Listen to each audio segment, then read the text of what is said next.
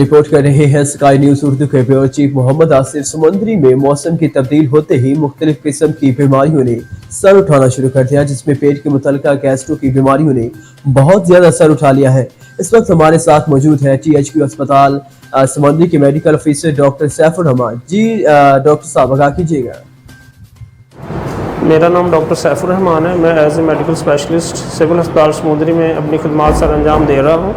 आजकल हमारे पास पेट की बीमारियों के मरीज़ रिपोर्ट हो रहे हैं, जिसमें कैद, दस्त और पेट की दर्द की शिकायत के साथ लोग आ रहे हैं। तो इससे बचाव के लिए हमें चाहिए कि हम साफ़ सुथरी खुराक इस्तेमाल करें, पानी का ज़्यादा इस्तेमाल करें, धूप के वक्त बाहर ना निकलें, अगर निकलना हो तो सर पर कपड़ा रखें और नमकोल वाला पानी ज़्यादा इस्तेमाल करें।